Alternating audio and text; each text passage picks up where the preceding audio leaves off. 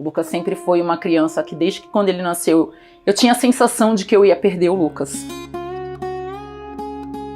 Eu vou ser real, né? Eu vivia numa depressão, eu tenho depressão agora, eu sei que desde muito nova.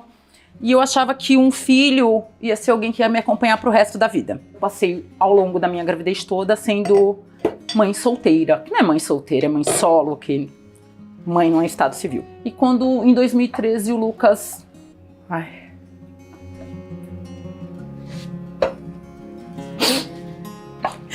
E ele começou a sentir uma dor de cabeça, era uma dor de cabeça, era uma dor nas costas. E ele trabalhava. Aí eu falei, mãe, caramba, ela, filha, ele não tá legal. Ele tem uma hematoma debaixo do braço. Levei ele pro pronto-socorro. A médica chamou a gente. Aí falou, mãe, ele tem que ter 150 mil plaquetas. Ele não tem nem 10%, ele só tem 13 mil plaquetas. Aí ela falou, mãe, como é que ele tá? Porque ela pediu pra ele sair da sala. Mãe, como é que ele tá em pé? Eu não sei. E ele andou comigo. Ele andou quadras e quadras.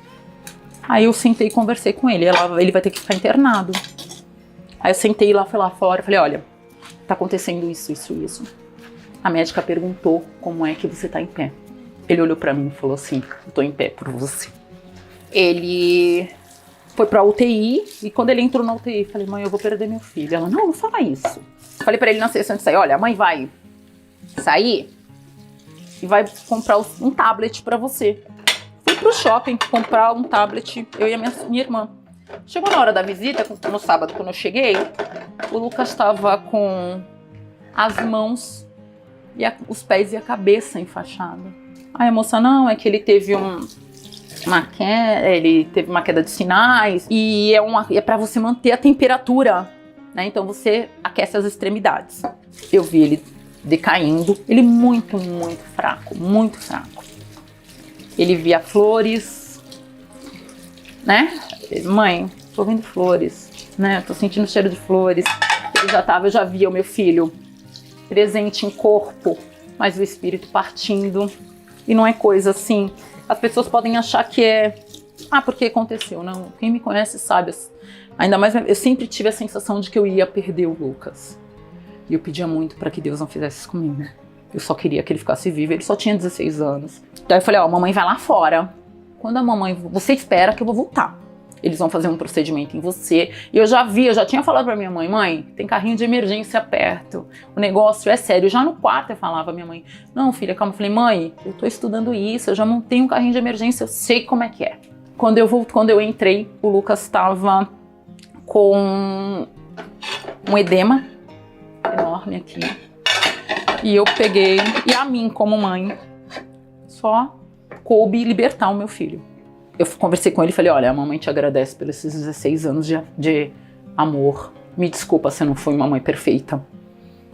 Eu só tinha medo que você fosse pro caminho errado. Então, às vezes, eu era dura demais.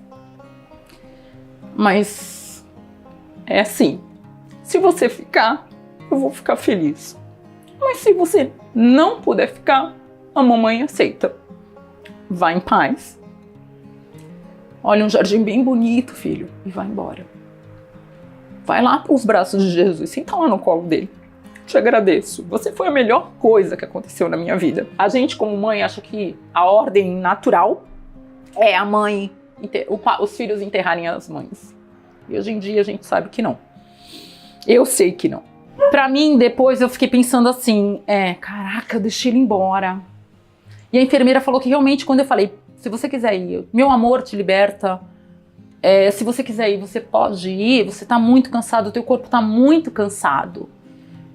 Depois eu falei, por que eu falei aquilo? Mas eu olhei meu filho e falei, como é que eu posso ser egoísta? Ele já tava em coma. Eu já olhava assim, eu não via mais o meu filho. Eu vi o corpo dele, mas eu não via mais dali. Quando eu falei, eu aceitei a morte dele, eu não tenho que aceitar. Eu não tenho nem o que aceitar, porque aceitar a gente nunca aceita. Você vive vai levando a vida. Mas pra mim, ter libertado ele foi importante pra ele. Eu como mãe, eu tenho que pensar nele como filho. Quando eu fui pra lá, pra fora, a enfermeira depois falou, não deu nem 3 minutos. Ele simplesmente parou. Ele foi parando, parando, parando. E eu sabia que era irreversível. Ai, você não tem fé? Não, eu tenho fé. A minha tia falava assim pra mim, mandou uma mensagem pra mim: filha, fala que seja feita a vontade de Deus. E eu falava durante os dias todos, que a vontade de Deus seja o meu filho ficar comigo. Quando eu falei, ai, me arrepio. Quando eu falei pra ele ir embora, depois eu pensei que seja feita realmente a vontade de Deus. E qual foi o milagre hoje em dia? O milagre é a cura? Não, às vezes o milagre não é a cura. O milagre é parar de sofrer. Do prazo que o Lucas ficou doente pro prazo que o Lucas faleceu, foram mais ou menos do primeiro sintoma. Na verdade, depois a gente descobriu que já tinha, mas sintomas que passam muito despercebidos. É uma dor de cabeça, é um cabelo que cai, é um aspecto mais pálido. Foram 19, 20 dias. E em 2018, eu tinha uma colega que me arrastou para a enfermagem. E por mais que hoje eu tenha depressão, que eu tenha minhas crises de ansiedade, quando eu entro no hospital, realmente é como se eu estivesse cuidando de alguém, e cuidando do meu filho. Eu me sinto... Eu tô assim, eu posso estar mal-humorada, posso estar pé da vida.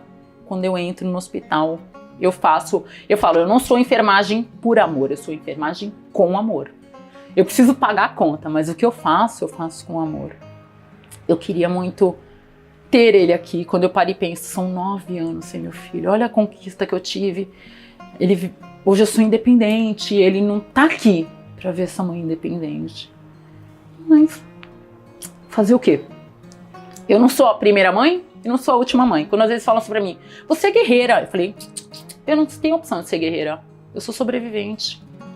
Tem um senhor que vai muito no centro da minha mãe e que ele falava, eu vejo um menino, porque minha mãe abriu uma casa de santo, eu vejo um rapaz assim, assim, assim. Aí falaram, é o neto da Hilda. E ele veio, e ele trouxe mensagem. E ele, nossa, mas ele é muito presente. Falei, porque ele gostava muito do atabaque. E fizeram uma sessão pra gente. E ele tá bem. Se eu não acreditar que ele tá bem, eu vou surtar. Porque não dá, eu não posso pensar que o que eu tenho acaba aqui. Só que eu, como matéria, sofro por não beijar e abraçar o meu filho. E eu tento, como mãe, tá evoluindo, mesmo com os meus altos e baixos, com os meus medos e as minhas inseguranças. Tá evoluindo para um dia, quem sabe, a gente tá junto. Nesse dia a gente ouviu uma música da Pitty. Aquela, o mundo acaba, hoje eu estarei dançando. E era a música que eu ouvi com ele. Ele sim. Mostra essa aqui agora. Essa aqui é a minha irmã, a Ludmilla, minha mãe, eu e o Lucas, que é meu irmão também.